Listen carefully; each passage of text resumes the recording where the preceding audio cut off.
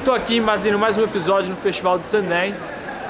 Ontem vi um dos filmes que sem dúvida seria um dos meus favoritos, que é o filme The Guilty. É um filme dinamarquês, de baixo orçamento, foi feito com as leis de incentivos dinamarquesa. Lei de incentivo dinamarquesas. Isso.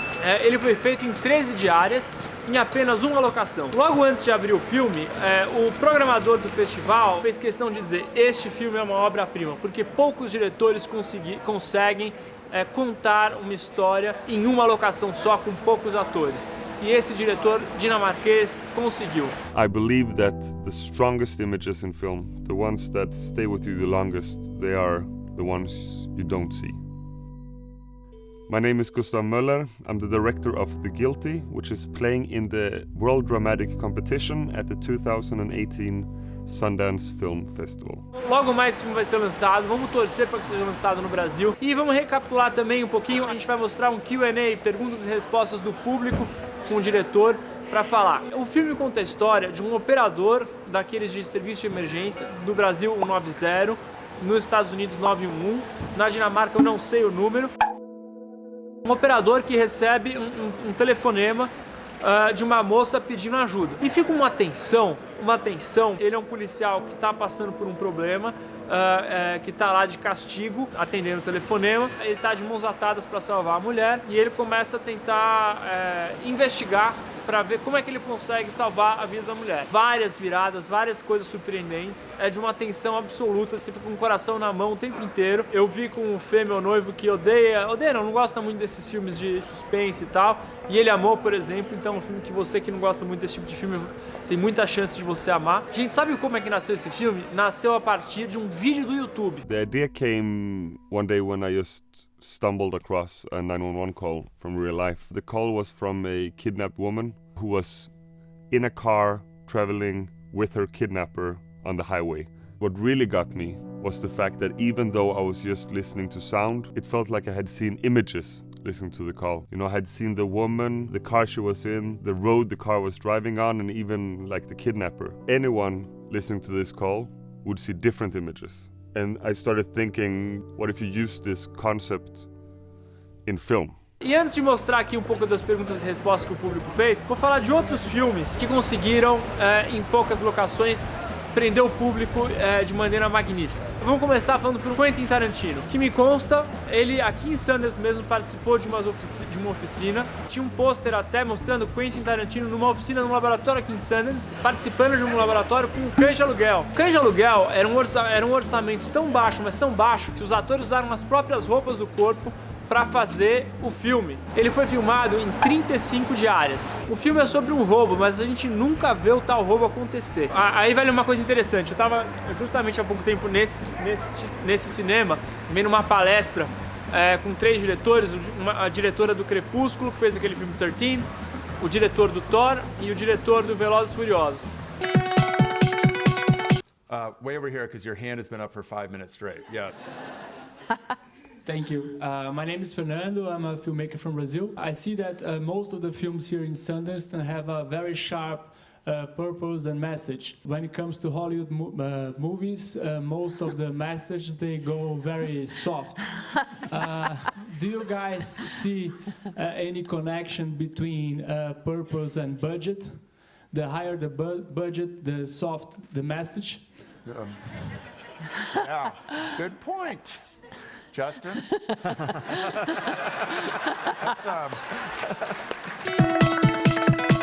E um moderador falou assim que é muito comum nas escolas de cinema que às vezes o orçamento modela a visão artística dos diretores, né?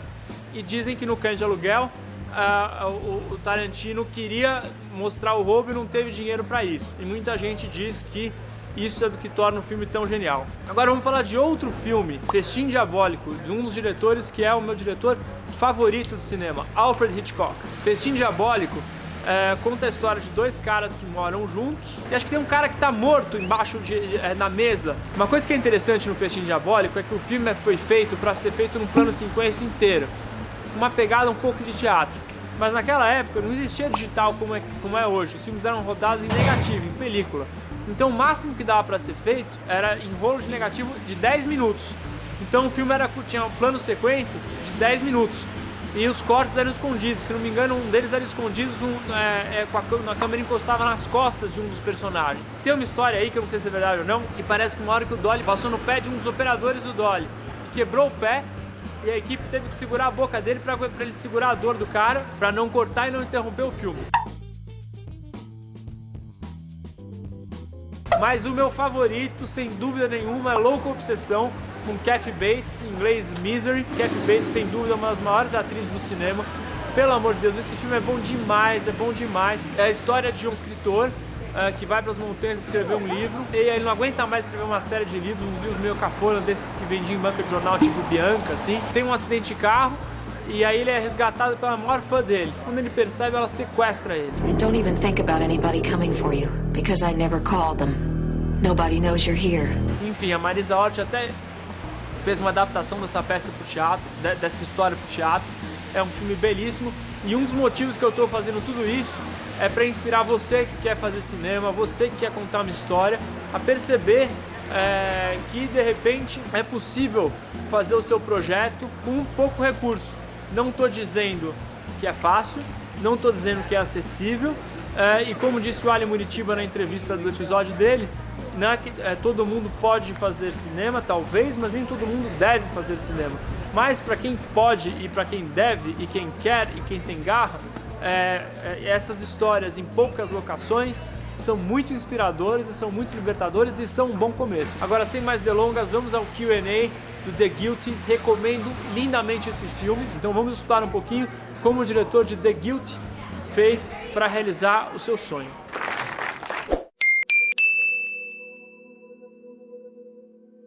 How did you manage to kind of have it feel as if those two characters were in the same space throughout the whole movie? The setup, there were actually people in the other end.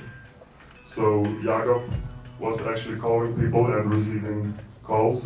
We had like further down the hall, there was a room where I was sitting with monitors and the voice actors. But with that said, it's a big challenge to not have anyone you want to interact with. Yeah, well, it worked really well. From the beginning, we had kind of like the whole way to do it with the long. Some of the shots were really long, so in that sense too, I think was helping. Yeah, so to add, maybe it's interesting, like the way we shot it in 8 blocks chronologically in 13 days. And we did it with 3 cameras, and the shortest takes were 5 minutes and the longest 35 minutes. Your movie definitely emphasized like on the sound, and I was wondering if you could talk about the strategy of your sound design, and then like also if there was ever a moment where you felt like there was just too much sound or too much emphasis. The film has a very staccato structure. This is a phone call hanging up, So the structure of the film goes like this. So the idea, a lot with the sound design, was to create the bigger waves of the film and to create a bigger dynamic, you could say. Of course, sometimes we went over with the sound. That is like what the mixing process is finding that rhythm to the film. We tried also to follow the character's journey with the sound and follow his mental state. How close was the camera to your face? Because it seemed like throughout, it was like right there. Was that hard to act with that so close? But there was the 3 cameras most of the times, and then there were some specifics where it got really all the way up to here sometimes. But mostly, I would say like an arm's length. You know, get used to it. And 3 cameras, so you would have one here, one here, and then like one here. Yeah, exactly. Question both for the director and the actor. Had either of you done any studying of other films that had a similar context of one character and very dialogue driven? Yeah, so the idea for the film did not come from that. That came from a YouTube clip, which was a real 911 call. Then obviously, mainly later on, like after we had been doing a lot of writing, I went in and I looked at all these films.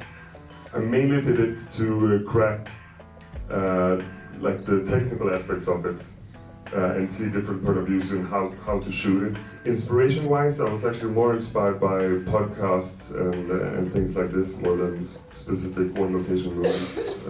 There were 2 screenwriters credited, you and someone else. Could you describe that process? You know, how that worked? We started out with a very simple idea. What if we make a film that takes place in the audience's imagination? We had a premise, and then from this premise, we went out and tried to find the film. And I think the themes and everything has, like, in some weird way, we found them and they resonated with the original premise of the film. The initial stage was me and my co-writer going out to dispatch centers and doing research. We didn't know that there were police officers that worked there. That was one of the first founds we did. We later learned that a lot of them, or some of them, were there against their own will. They have been demoted. Okay, that's something that led us to interviewing police officers that has been in the same situation as Asger has in the film. So it's like having a little core, and then from that trying out to go out and find a film. And there really was a film that resonated with the original premise. And then I would also like to give some credit to our editor, because she basically wrote the final draft, you know. So.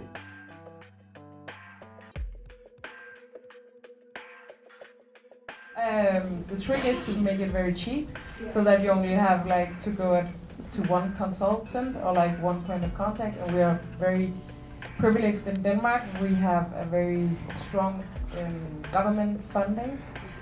So a lot of soft money, so this is financed only by soft money, and we wanted that freedom, so we didn't have a distributor, we didn't have any like private investors, so we could do like whatever we wanted to do, and that was the most important thing.